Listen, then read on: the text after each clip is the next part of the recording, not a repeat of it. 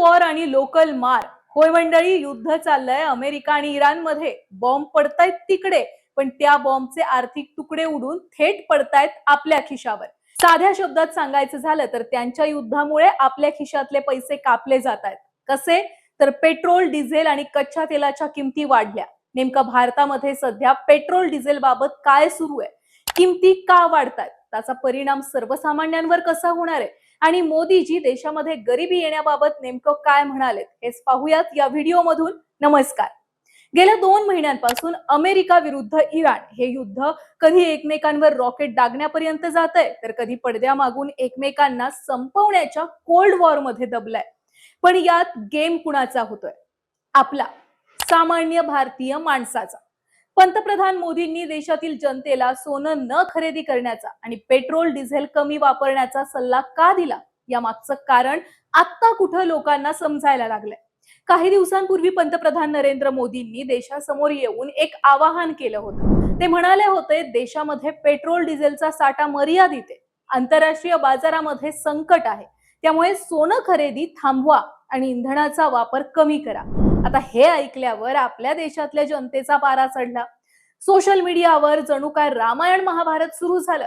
लोक म्हणायला लागले, आता आम्ही काय खायचं, किती प्रवास करायचा, लग्नात सोनं घालायचं की नाही आणि सोन्याची खरेदी करायची की नाही, हे सगळं सरकार सांगणार का?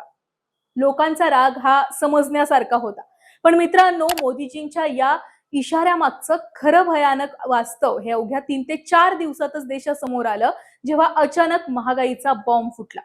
3 ते 4 दिवसात देशामध्ये पेट्रोल डिझेलच्या किमती प्रति लिटर 3 रुपयांनी वाढल्या. बरं, फक्त पेट्रोलच नाही तर आंतरराष्ट्रीय बाजारामध्ये क्रूड ऑइल म्हणजेच कच्चं तेल प्रचंड महाग झालं. आता सामान्य माणूस विचार करतो की 3 रुपयांनी काय फरक पडतो? तर दादा, फरक पडतो. कारण डिझेल महाग झालं की देशाची संपूर्ण वाहतूक व्यवस्था महाग होते.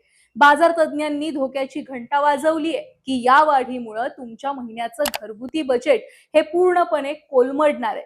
बघा, बिस्किट, स्नॅक्स, इन्स्टंट नूडल्स, खाद्यतेल आणि पॅकेज फूड बनवणाऱ्या कंपन्या आता माल पोहोचवण्यासाठी ट्रान्सपोर्टवर अवलंबून असतात. याआधी सुद्धा होत्या.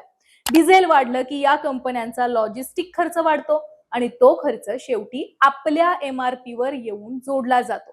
शेतातून भाजीपाला बाजारात आणण्याचा खर्च वाढल्यामुळे टोमॅटो, बटाट्यापासून सगळ्याच भाज्या कडाडणार आहेत. अमूल आणि मदर डेअरीने तर आधीच दुधाचे दर प्रति लिटर 2 रुपयांनी वाढवून त्याचा जणू काही ट्रेलरच दाखवून दिलाय.